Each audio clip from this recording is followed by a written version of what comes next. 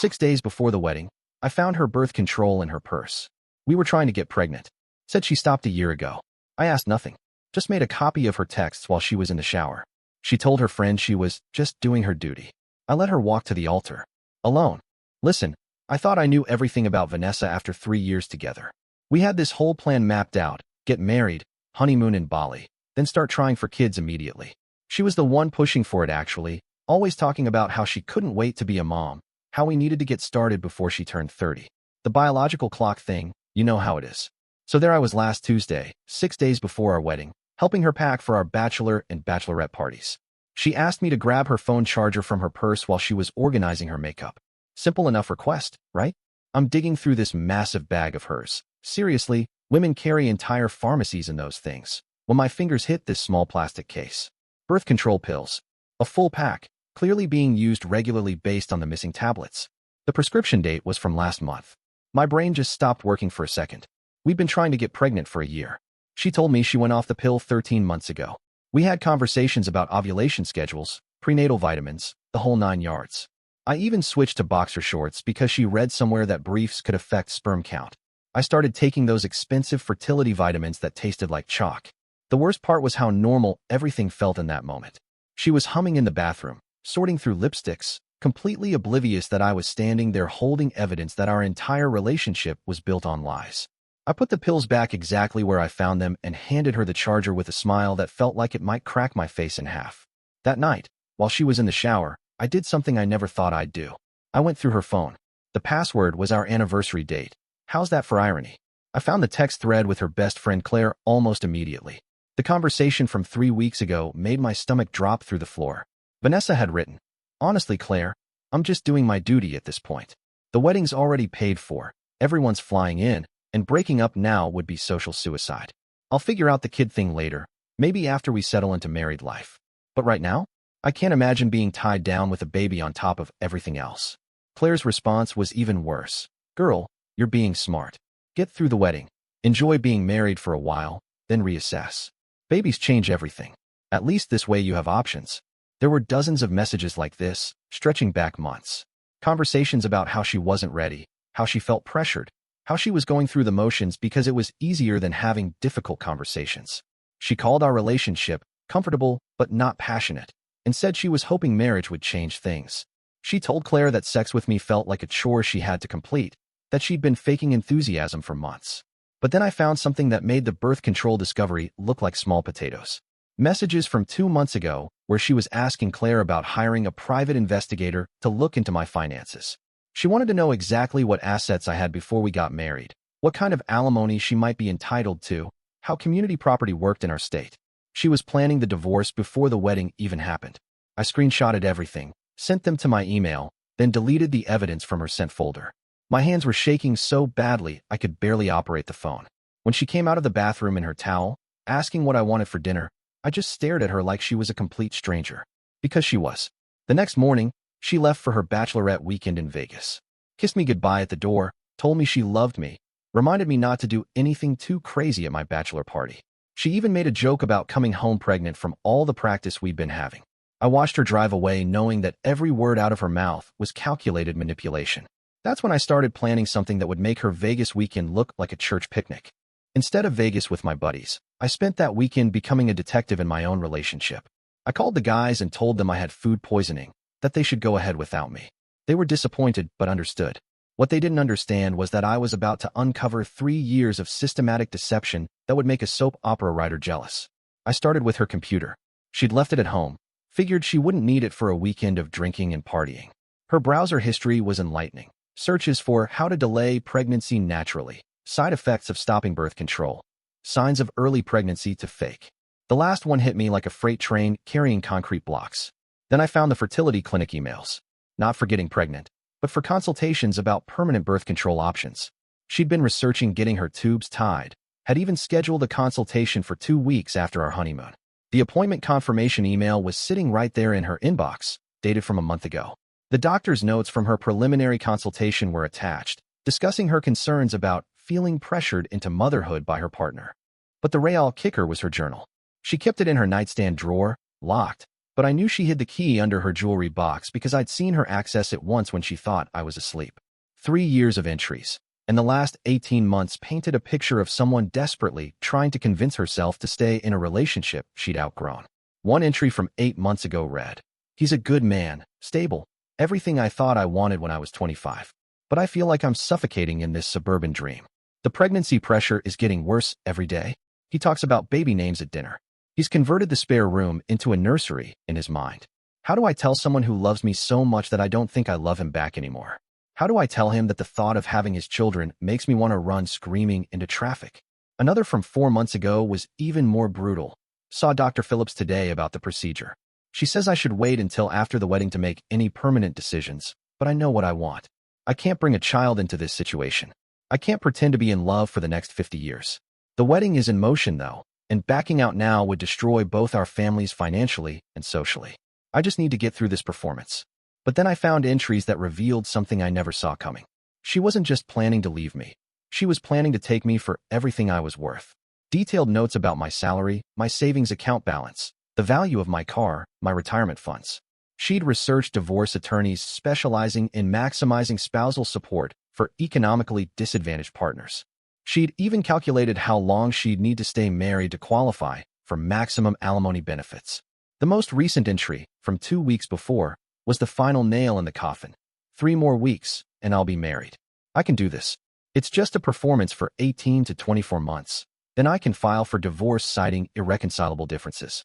Lawrence from the firm says I should be able to get at least 40% of his assets plus substantial monthly support if I play this right. I just need to document his controlling behavior, maybe record some arguments, build a case for emotional abuse. The suburban wife act is exhausting, but it's temporary. I spent hours reading through 3 years of doubt, 3 years of her talking herself into staying with me, 3 years of elaborate planning to not just avoid the future we'd been discussing, but to financially devastate me in the process. She'd been researching apartments in other cities, exploring job opportunities across the country, even looking into changing her name after the divorce to distance herself from the whole experience. But the biggest shock was still coming. Hidden in a folder marked tax documents were bank statements for an account I didn't know existed. She'd been skimming money from our joint checking account for 2 years, moving small amounts to this secret account every month. The current balance was over $38,000. Money she'd stolen from our wedding fund, our down payment savings, our emergency fund. Sunday night, she came home from Vegas with a sunburn, stories about male strippers, and a hangover that seemed authentic. She was affectionate in a way that felt like she was overcompensating, talking about how much she'd missed me, how the weekend made her realize how much she loved our quiet life together. She curled up against me in bed and whispered about how excited she was to marry me, how she couldn't wait to start our real life together. I lay there staring at the ceiling, listening to her breathe, planning exactly how this was going to play out. She had no idea that I was now 3 steps ahead of every move she'd planned to make. Monday through Thursday were the longest 4 days of my life. I had to pretend everything was normal while orchestrating what would either be the most justified revenge in history or the most spectacular implosion of my own life. Vanessa was running around handling last-minute wedding details, completely oblivious to the fact that I was planning a counterattack that would make her divorce strategy look like amateur hour. The guest list was my starting point. 230 people, including her parents who'd flown in from Portland, my entire extended family, college friends who'd bought plane tickets months ago, co-workers who'd requested time off, and her boss who was expecting to give a toast about what a wonderful employee she was. The venue was paid for, the catering was set, the flowers were ordered. Canceling would cost us nearly $40,000 and humiliate everyone involved. But I had a much better idea. I reached out to my cousin Blake, who worked in private investigation. Told him I needed complete background checks on Vanessa run quietly, that I suspected she might be hiding financial irregularities or other issues before the wedding. Blake was expensive but thorough, and within 48 hours he had a complete picture of her life that made my own discoveries look like amateur detective work. The secret bank account was just the beginning. She had 3 credit cards I didn't know about with a combined debt of over $22,000, mostly from shopping sprees, spa treatments, and weekend trips she claimed were work conferences. She'd been seeing a therapist for 2 years, specifically discussing her plans to leave me and maximize her financial benefit from the divorce. But Blake's most shocking discovery was that she'd been in regular contact with her college boyfriend Mitchell, who lived in San Francisco. Their messages weren't just inappropriate for someone about to get married. They were evidence of a full-blown emotional affair that had been going on for 8 months. Mitchell had been sending her money to help fund her secret escape plan. He'd even put a deposit down on an apartment for her in his neighborhood. Blake also discovered that she'd already accepted a job in San Francisco, starting 3 weeks after our wedding. The company thought she was recently divorced and relocating for a fresh start. She'd given them a start date that coincided perfectly with when she was planning to file divorce papers against me. Tuesday night, she came home stressed about wedding planning and started venting about her mother's opinions on the centerpieces. I sat there nodding sympathetically while internally marveling at her ability to care about flower arrangements when she was planning to abandon the marriage before the ink dried on the certificate. She was complaining about the cost of the wedding, how expensive everything was, completely unaware that I now knew she'd been systematically stealing money from our accounts to fund her exit strategy. Wednesday, I made my own appointments. First with a lawyer who walked me through the implications of calling off a wedding this close to the date, but also the legal ramifications of what Vanessa had been doing. The secret accounts, the hidden debt, the financial deception, it was all grounds for serious legal action. Then with our venue coordinator, our caterer, and our photographer. I didn't cancel anything, but I got all the information I needed about their policies and procedures. But my most important appointment was with a different private investigator, one who specialized in financial crimes. I wanted documentation of every dollar she'd moved, every account she'd opened, every debt she'd hidden. If she wanted to play financial hardball, I was going to make sure I had better equipment. Wednesday night, I made a decision that even now seems crazy. Instead of confronting her privately or calling off the wedding quietly, I was going to let her walk down that aisle and face the consequences of her choices in front of everyone who mattered to both of us. She'd been planning to humiliate me with divorce papers and false abuse allegations. I was going to give her a taste of public humiliation first. Thursday night was the rehearsal dinner. 50 people gathered at an upscale restaurant downtown to celebrate our upcoming union.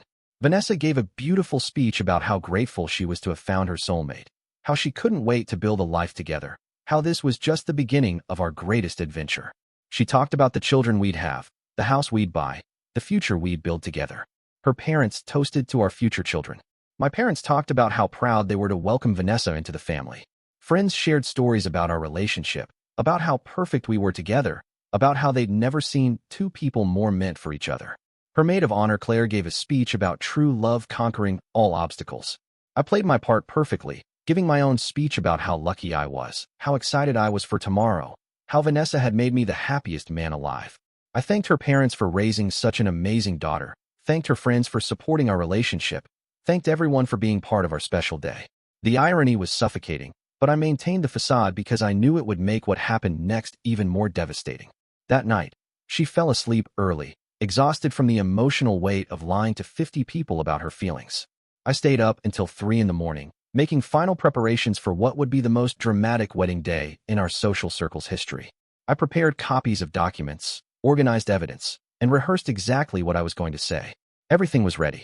Tomorrow, Vanessa was going to learn that sometimes the person you're trying to manipulate is already 10 steps ahead of you.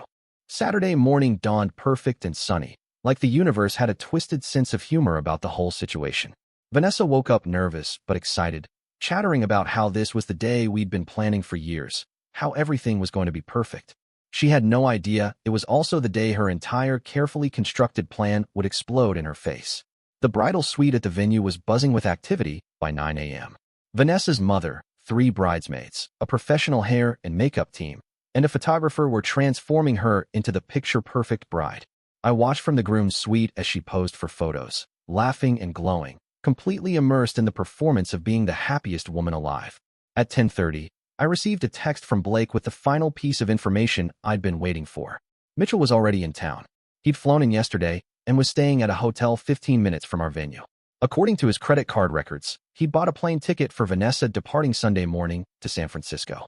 She was planning to leave me at the altar metaphorically and literally. At 11:15, 15 minutes before the ceremony was supposed to start, I asked my best man Peter to deliver an envelope to Vanessa. Inside were printouts of every text message, every journal entry, every bank statement, every piece of evidence I'd collected over the past week, along with a single note. I know about Mitchell. I know about San Francisco. I know about the money. The choice is yours. Confess to everyone here and now, or wait for me to do it at the altar. You have 5 minutes to decide. Peter came back 20 minutes later looking confused and concerned. He said Vanessa had gone completely white after reading the envelope, locked herself in the bathroom, and was refusing to come out. Her bridesmaids were panicking, thinking she had food poisoning or severe wedding nerves. Her mother was demanding to know what was in the envelope, but Peter told her I'd said it was just a love letter. 12:15, 15 minutes after the ceremony was supposed to start, my phone buzzed with a text from her. Please don't do this. We can work this out after. I'll explain everything. Just get through today, and we can figure this out privately. I texted back. You had 3 years to be honest with me. You chose deception every single day. See you at the altar. She responded immediately. I'll give you back every penny. I'll call off San Francisco. Just please don't humiliate me in front of everyone. My final text was simple. You were planning to humiliate me with false abuse allegations and divorce papers. This is just returning the favor. The wedding march started at 12:30. I took my position at the front of the church, looking out at 230 people who had no idea they were about to witness the most epic public revelation in wedding history. Vanessa's family looked concerned but hopeful. My family was beaming with pride. Her boss was checking his watch, probably thinking about the toast he'd prepared. The bridesmaids walked down the aisle in their lavender dresses, all smiles and grace. Claire, the maid of honor, looked nervous, which made perfect sense since she'd been complicit in the deception for months. Then the music changed to the traditional bridal march. Vanessa appeared at the back of the church in her grandmother's vintage dress, looking absolutely stunning and absolutely terrified. She walked down that aisle alone because her father had passed away years earlier, every step bringing her closer to the moment when her entire world would collapse. I could see her hands shaking as she gripped her bouquet. When she reached the altar, I could see tears in her eyes, but they weren't tears of joy. The officiant, Reverend Thompson, began the ceremony with the traditional opening about gathering together in the sight of God and witnesses to join two people in holy matrimony. He talked about love, commitment, and the sacred bond of marriage. Then came the moment I'd been waiting for. If anyone has any reason why these two should not be wed, speak now or forever hold your peace. The church fell silent.